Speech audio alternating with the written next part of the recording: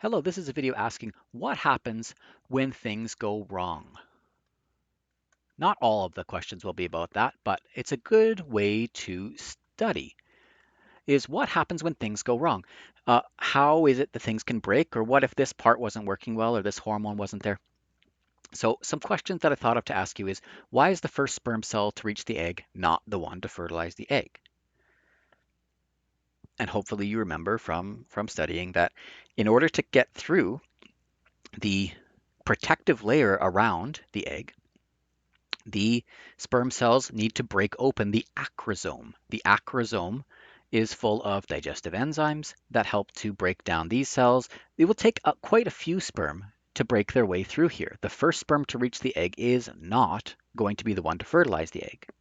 Eventually, there will be a hole that has been dug out through here, and finally one of these sperm can bind with the cell membrane of the egg, and then its genetic material can find its way to the nucleus of the egg, and then they can form a zygote with half of the genetic material from the father and half from the mother. So it's a team effort to break through that protective layer in that giant egg cell. This is a really good question in any unit.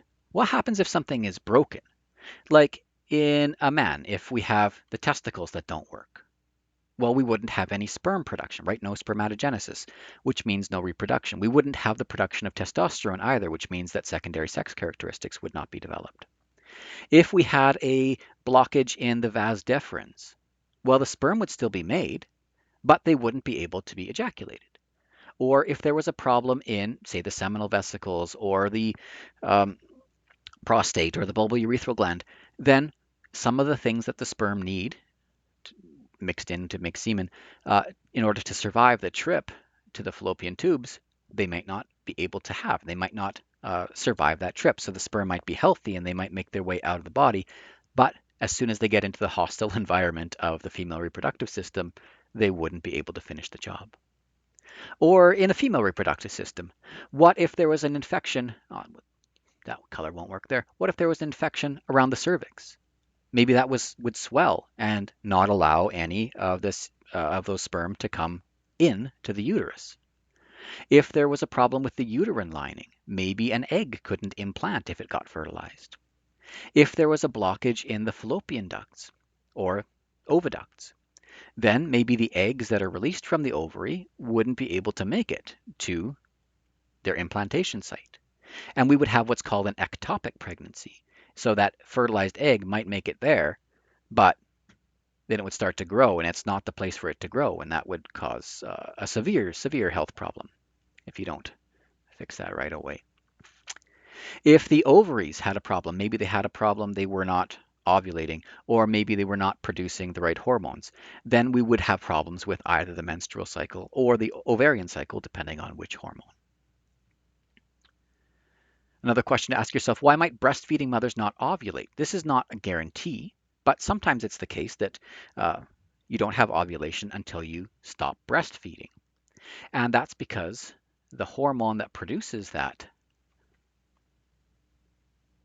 cycle, starts the cycle of producing milk, is prolactin. Lactin, like lactate, like lactic acid, like lactose, all those things having to do with milk.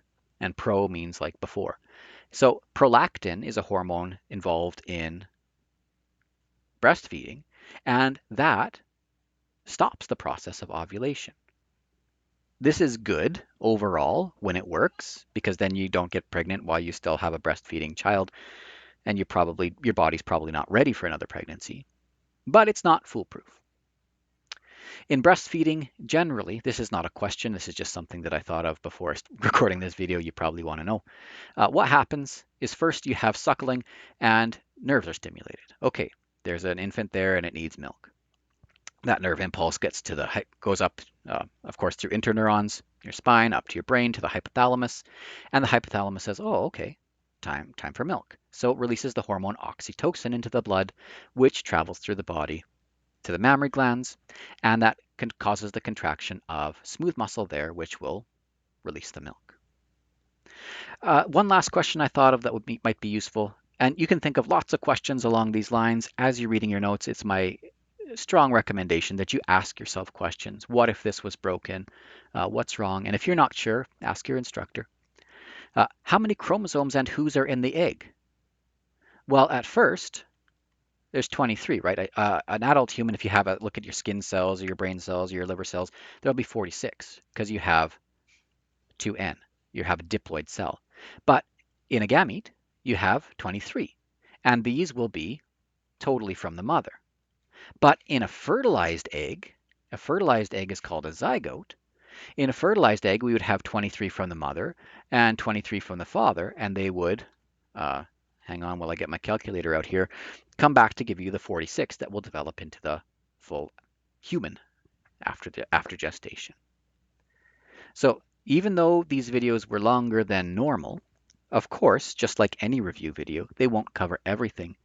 But hopefully they either remind you of some stuff or remind you that, oh, wait, I haven't studied this part at all. I need to go back and look at my notes. And um, hopefully that will help you to prepare for your upcoming exam. Okay, good luck.